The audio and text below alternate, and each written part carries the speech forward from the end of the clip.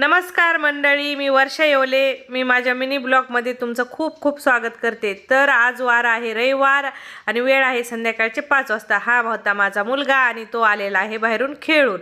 तर आता संध्याकाळचे 5 वाजलेले आहेत. तर मी संध्याकाळच्या 5 वाजताचा नाश्ता बनवत आहे. रविवार म्हणलं की 2 वेळेस नाश्ता, 2 वेळेस जेवण, दिवस मात्र त्याच्यातच जातो.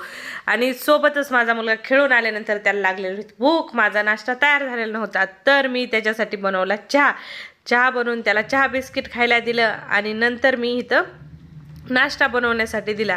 और सोबतच मला ना एवढ्या कपड्याच्या घड्या घालायच्या होत्या. रविवार म्हटलं की कपड्याचा बी मोठा ढीग लागलेला असतोय धुण्यासाठी. तर इथं मी बटाटे खिसून घेतलेले आहेत, पालक चिरून घेतलेला आहेत आणि मस्त पालक बटाट्याचा मी रवा घालून इथं नाश्ता बनवला होता. तुम्ही पाहू शकता कशा पद्धतीने बनवलेला आहे.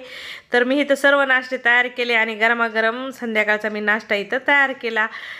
ब्लॉग कसा वाटला कमेंटमध्ये नक्की सांगा. असे ब्लॉग हवे